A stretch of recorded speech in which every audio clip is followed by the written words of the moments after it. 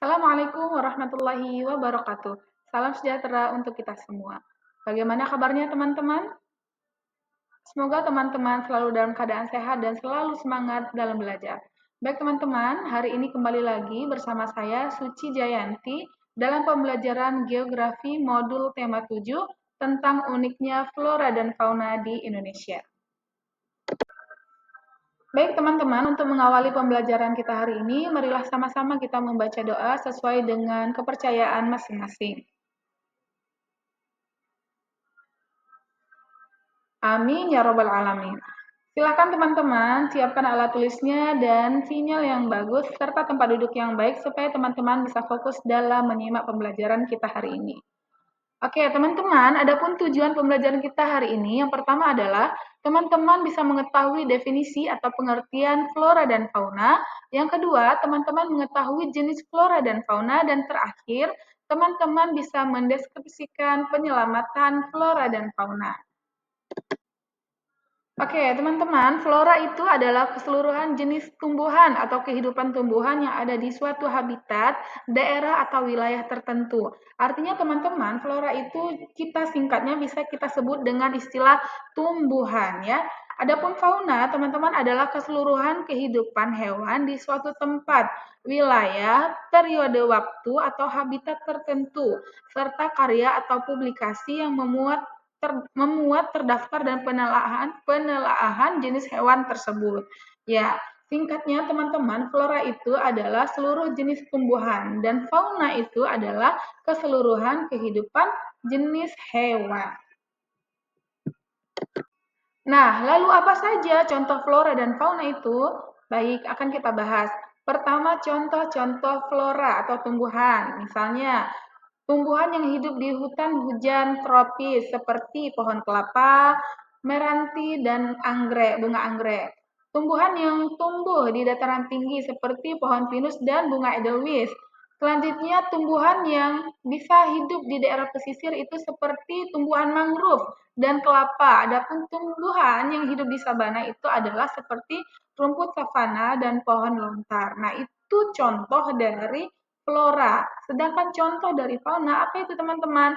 Misalnya ada hewan darat seperti sapi, harimau, gajah, burung, dan serangga ataupun hewan lainnya. Yang kedua ada hewan laut atau misalnya itu hewan yang tinggal di daerah di air ya. Misalnya seperti ikan, terumbu karang, dan berbagai organisme laut lainnya. Ya, jadi fauna itu teman-teman adalah hewan yang bisa tumbuh di darat maupun di perairan. Perairannya itu bukan cuma di laut, tapi misalnya di sungai dan di danau dan lain sebagainya. Oke, teman-teman bisa lihat contoh flora dan fauna. Misalnya hutan hujan tropis. Di Bengkulu itu ada namanya bunga rafflesia ya, teman-teman. Itu teman-teman bisa lihat gambar dari bunga rafflesia. Selanjutnya, tumbuhan yang hidup di dataran tinggi. Misalnya tadi seperti bunga edelweiss dan lain-lain. Itu untuk flora. Sedangkan fauna, teman-teman, contoh hewan yang hidup di darat itu seperti di sini kita bisa lihat gambar sapi ya. Selain itu juga ada kambing, kerbau, dan lain-lain. Selanjutnya adalah fauna yang hidup di air itu seperti yang di sini kita contohkan hewan ikan. Adapun hewan yang lainnya itu bisa seperti gurita, seperti ikan lumba-lumba dan lain sebagainya. Selanjutnya, bagaimana cara penyelamatan flora dan fauna ya, teman-teman? Flora dan fauna langka makin punah akibat perburuan alih fungsi lahan gitu ya. Semakin banyak ketika diambil, maka ada juga ya tumbuhan ataupun hewan yang punah gitu ya. Artinya itu adalah jenis tumbuhan dan hewan yang harus kita jaga. Yang kedua, konservasi atau perlindungan habitat. Nah, caranya adalah dengan perlindungan habitat, adanya taman nasional dan penangkaran. Adapun pemanfaatan flora dan fauna itu teman-teman adalah sebagai sumber pangan, obat, budaya, dan ekonomi. Kesimpulan ya.